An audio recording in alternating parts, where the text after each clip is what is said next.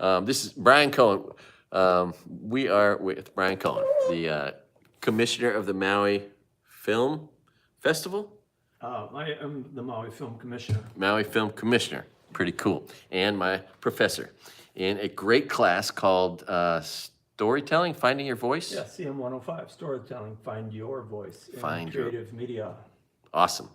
Highly recommend this course. I also just recommend going back to school, period. If you want to be cool, you go back to school. Sure. And this is a brand new classroom, new facilities. It's a new program at Maui Community College. Yeah. It's called Creative Media Arts. Academy for Creative Media. We've been around for about 4 years now. Degrees in animation, graphic design, filmmaking, and a general degree in creative media. 2-year degrees. We also have a certificate of achievement as well as a certificate of competency that's beginning next fall, in which it's a micro-credential, 6 classes. Cool. Is there are some 4-year degrees offered at this location, right? Yes, on campus there are a couple of 4-year degrees in business and applied business information technology. Is there any chance that the creative media department will expand into that? Not us. We're foundational. We see ourselves as a 2-year program, and we really tee people up for continuation to 4-year institutions. We've got agreements with UH Manoa, for example. Our animators and our filmmakers can go on and do 2 more years at Manoa. Any of our graduates can go on to UH West Oahu and do 2 additional years of study and earn their Bachelor of Arts degree. And that can be in person on Oahu or online. Oh, that's pretty, from here. From here. Yeah. Wow, I didn't know that. Yeah, I'm learning new things. We're gonna remain a 2-year foundational program. It's good for Maui, and we focus on that. And because it's what we're interested in being, we do it really well. If we were to expand to 4 years, we'd probably water down what we're able to offer. And on Oahu, we're already seeing that, where our graduates, 2-year graduates, roll into Oahu at any of these programs, and our students are by far advanced over their 2-year students. So, and it's probably just because we really try to pack a lot into a short curriculum. And your background is in, your preference in the film world is directing. I'm a writer, director, producer.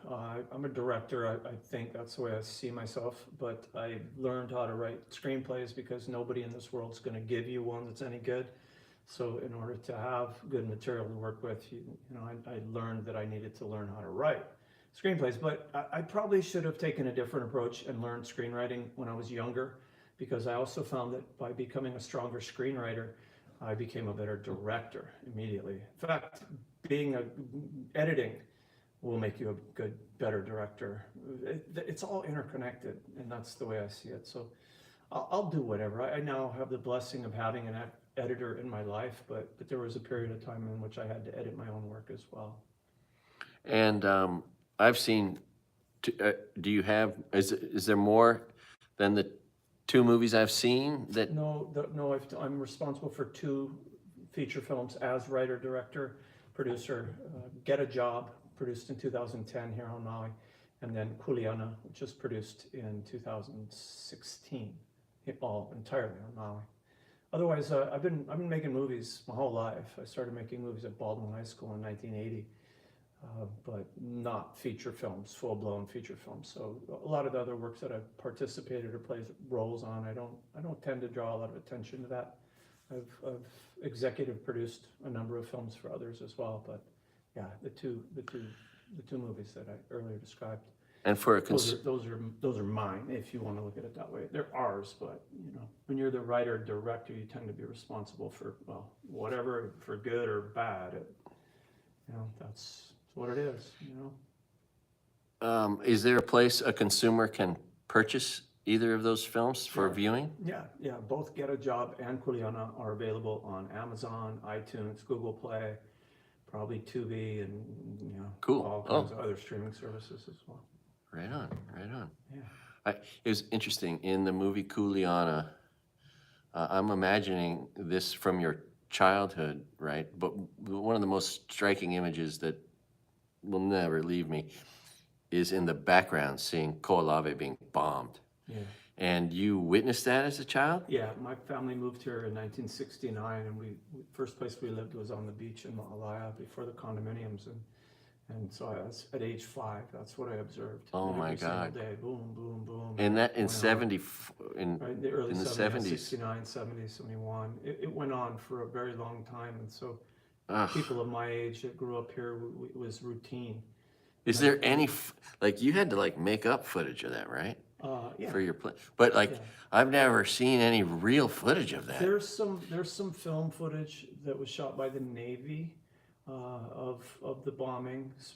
Such a tragedy. Yeah, when you watch their footage, it's very interesting because you and I might think about this in a tragic way, but the Navy and the footage that they shot of the destruction of the island was far more celebratory. Right. They were proud of what they were doing. There's a really famous incident, referred to it as Sailor's Hat, in which they bombed.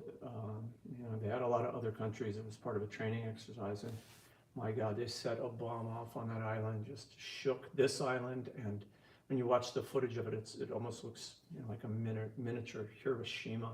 I heard they missed so much they found ordinances on Maui. Yeah, when we lived in Maui, there was a bomb that dropped about 4 blocks from our house. It didn't go off, but Crazy. yeah, it was common. In the nighttime, you'd hear the bomb or the bombers, because they'd fly from California, and so that was the thing. It was a target training. How can they find a target in the middle of the Pacific? And so coming from that direction, the planes would come over Maui, so you'd hear the rumbling. And then if you look out at nighttime, especially, you look out at Koalave, you'd see the first plane would drop a flare to identify the target.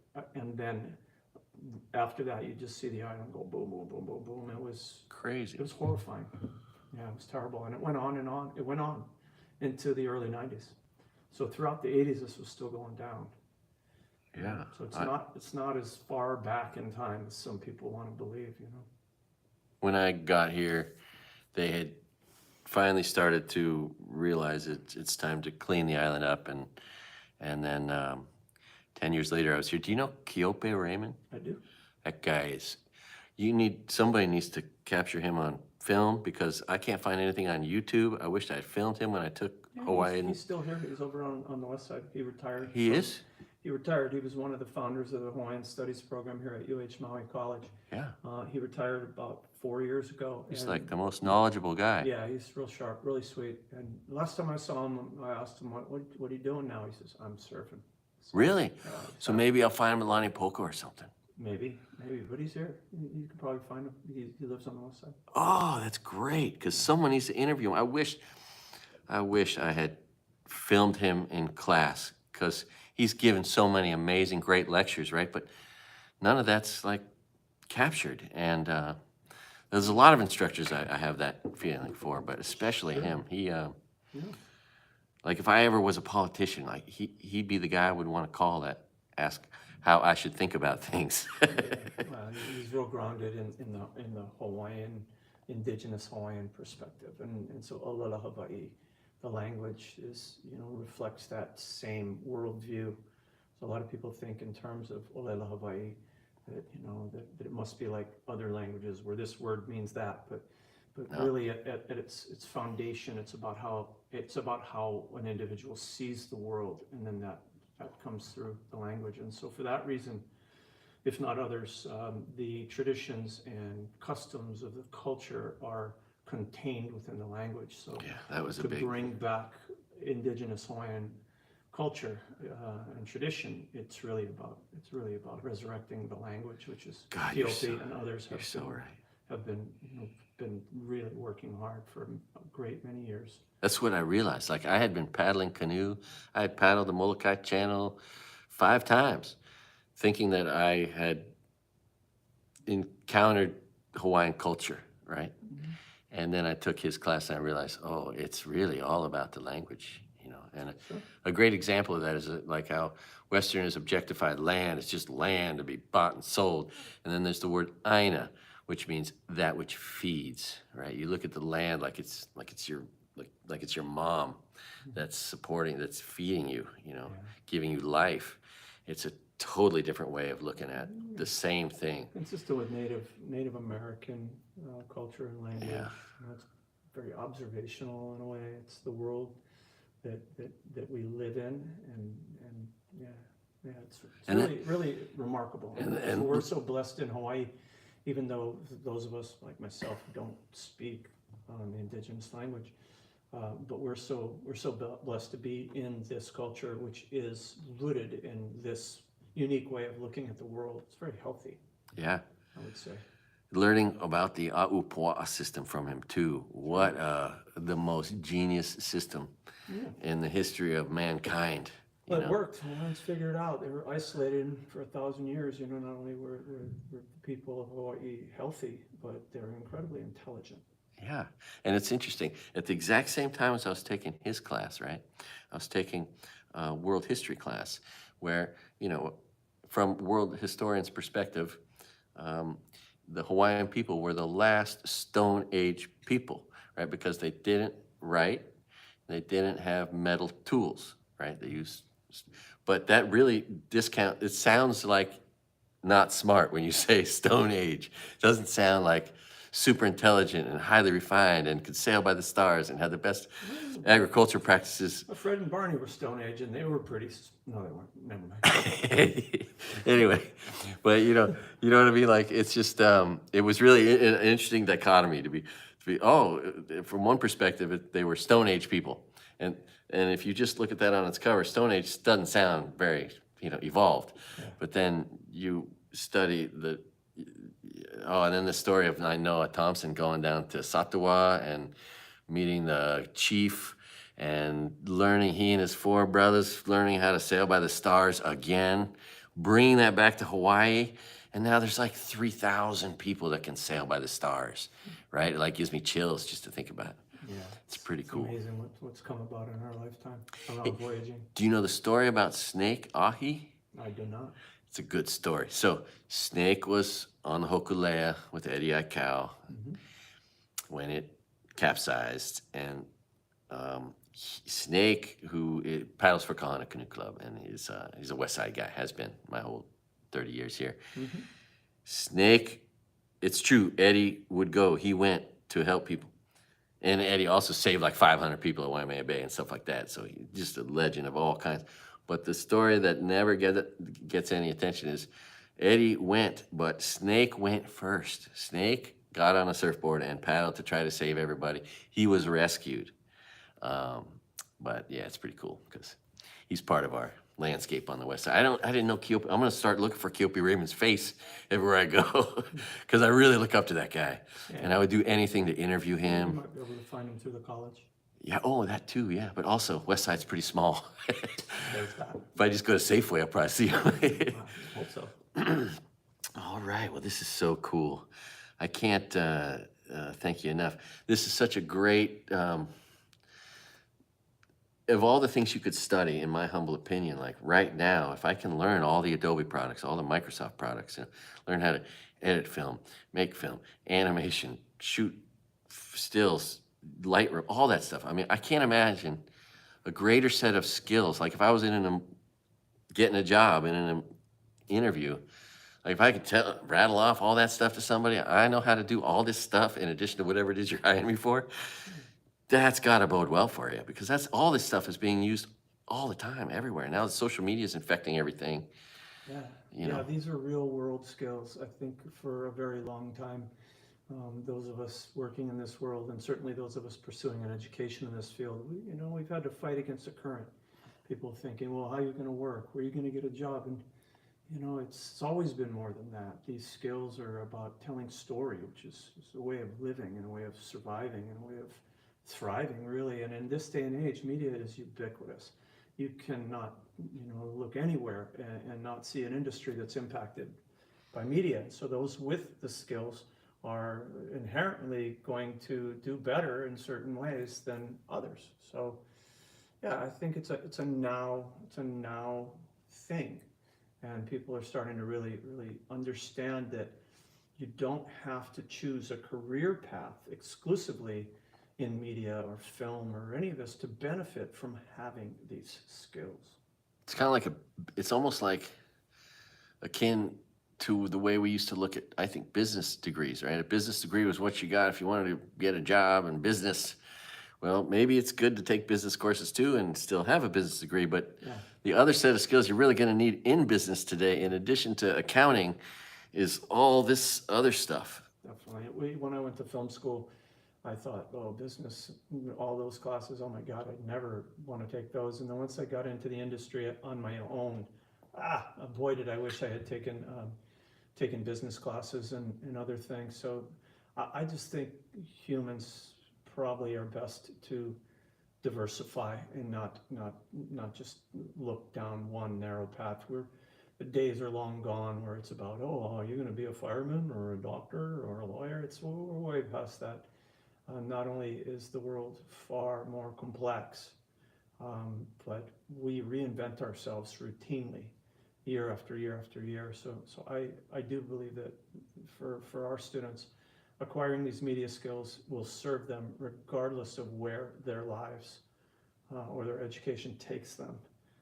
To be able to communicate, to be able to tell story, to be able to use these tools. When the pandemic hit, I remember watching everybody flail. My associates in education that had been asking me, why is media education important? Well, suddenly the pandemic hits, and overnight we're all TV hosts, and we're all having to survive using Zoom and all these new tools and communicate using video and audio and I think now people are becoming more savvy. On a routine Zoom call, you see people a little wiser about lighting, composition, and other things. Whereas the first few years pandemic, you were on Zoom with people, everybody. These were hostage videos. These were horrible because people didn't have any of these basic technological or media skills. And so I think that alone helped people wake up to the idea that you do need to understand video. And if you know how to edit, you're going to do yourself a great service in the future, because you're going to find yourself doing these things. And storytelling is everything, not only in media or in entertainment, but how are you going to get a job? How are you going to successfully get through a job interview if you can't tell your own story? So Good point. storytelling is really at the core of I think, everything that's important. It's certainly in our world, media. Interesting. Yeah, that's the idea. Like in the storytelling animal, he talks about the two groups, and how the one that tells the stories will be more successful than those who are just task oriented, and Yeah, and it really broadened the way I thought about all this stuff. yeah, In fact, in that book, the author talks about how people bring the world to life with words in your imagination, and then he goes on to do it. He describes like the world of his daughter through her perspective, and then you start to like experience it, and you're like, oh, is that the point of this whole book? It's like he talks about it and then he does it, and then you experience it, and you're like, oh, and then you get it. You're like, that's the power of the words in the first place, right? The writing, and then yeah. That book, that's this book right here. Jonathan Gottschall, Storytelling Animal. Yeah, he's a psychologist ultimately, but I found that his approach to discussing story is just unique and useful and out of the box and beyond, basic story structure and ideas like around protagonist and narrative. I really like how he's able to connect it on a deeper psychological way, that we're just the core concept that humans are always telling story. yeah, Either we're telling it to others or we're consuming it from others or from other, sources. But even when we're idle, while I'm saying these words, Yeah. you at home I've probably told yourself 5 stories in the last 10 seconds. And It's just meanwhile, how we are. you could live your whole life and never really realize that. Oh, absolutely. Yeah. So understanding that this is how people are helps you communicate and understand what people are going through when you're sharing story with them. You shouldn't be offended at all when you can see that somebody's clearly their mind is activated while you're sharing something with them, because that's what we all do, and there's no stopping it. There's understanding it and then working with it, and then understanding yourself and understanding it in our dream state. We're telling story, and we're consuming story, and there's reasons for this. Oftentimes in our dreams, we're like test pilots in life. We're experiencing things in a safe environment. It's choices that we might make. This is just one way our dreams serve us. And ultimately, it's all stories. It's just stories. So, yeah, it's crazy. It's good. I like it. I think the world is really starting to come around to understand story, perhaps on a deeper level. And entertainers and storytellers are finding a greater level of acceptance and respect as a result. How many classes are you teaching next semester? Next semester, I'll be teaching 3 classes. I'll be teaching a storytelling class, as well as a very unique class, movies script to screen, in which we examine what it is to think like a writer, director, producer, editor, and other roles within a filmmaking process. So I believe, and I work to bring this thesis around, is I believe that all these processes are interconnected. And that if you really work hard to learn how to think like an editor, you don't have to become an editor, but thinking like an editor is already going to make you a better writer, because you're going to be editing on paper. So you'll be saving money in the production process, and you just be sharper about it all. And I've had that unique experience when I edited my first feature film, which I didn't want to do, I had to. I found myself a far better writer the next time out. First time that I was on a set directing from my own screenplay, a long form screenplay, I found myself constantly going, who wrote this shit? Because I really hadn't connected the process I just hadn't.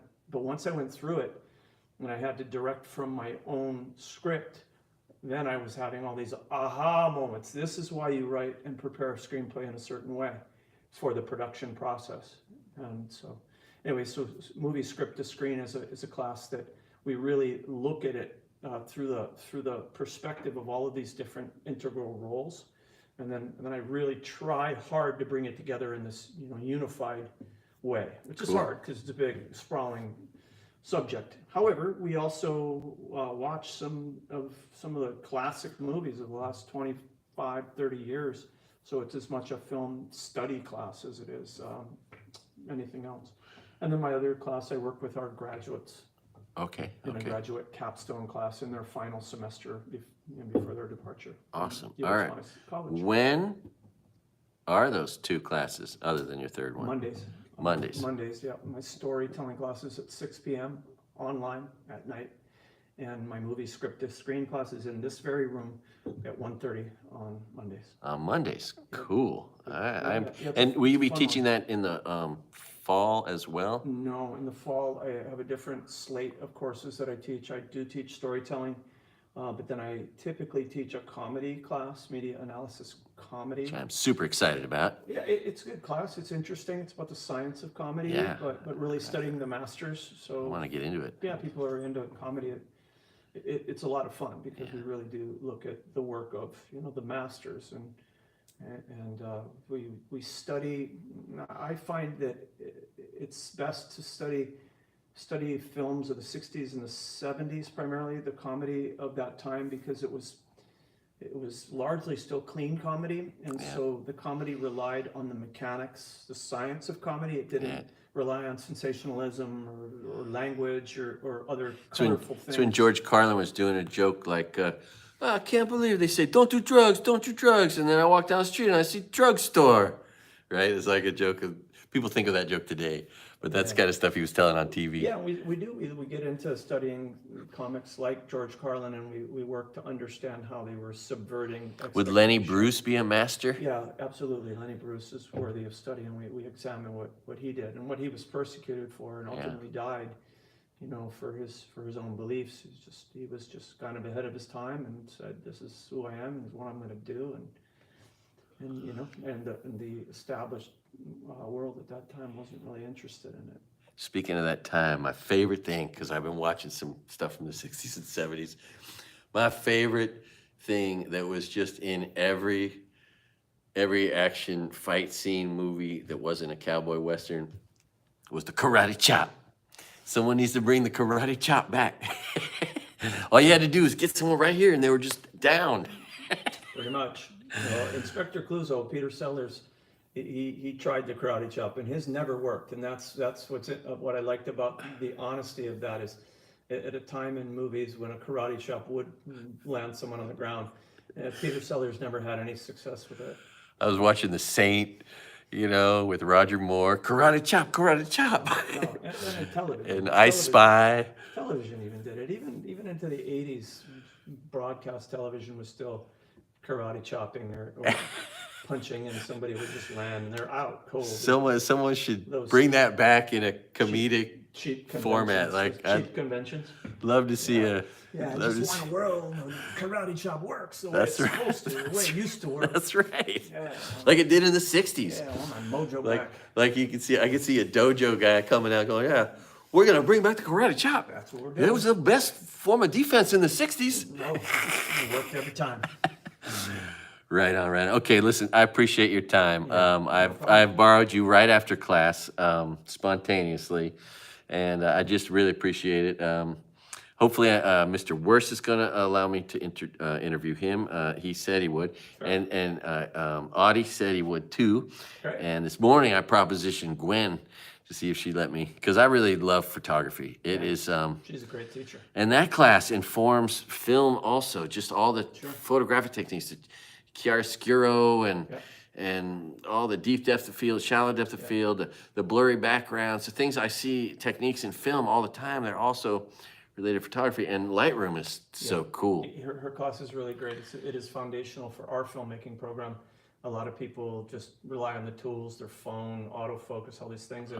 And if you don't understand what depth of field, depth of focus, how to use lenses and lighting, then you have no control on these images. And sure, the devices these days are really, really remarkable, but are you the storyteller, or is your tool the storyteller? Last time I checked, nobody builds a house and says the hammer built the house. And so I think what's important in the way Gwen in particular approaches photography is it's hands-on. It teaches you the fundamentals, the basics of that you do need to know in order to make choices that will differentiate the work that you create versus those who just simply pick up a tool and push a button. Yeah. So, yeah, good that you recognize that. It's amazing.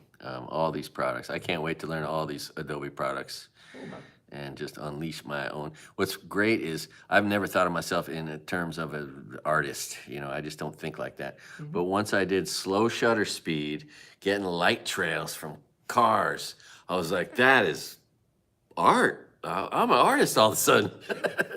So I just wish I didn't wait till I was 55 years old to make these realizations, but hey. Now you have something to say. And I got reasons to stay healthy so I can enjoy this stuff for a long time. We're always looking for reasons to stay healthy. Shoots. All right. Well, bless you. Thank you. This has been great. I like to sign at the end of my videos. I like to say, if you're thinking about doing harm or crime, do less. Make the world a better place by doing nothing today. And then I realized after a while, oh, that rhymes. Do no harm. Oh, thanks for do no harm, do no crime. Thanks for watching All Good Things in All Good Time. All right, we'll end on that. Thank you, brother. Big time. That was so cool.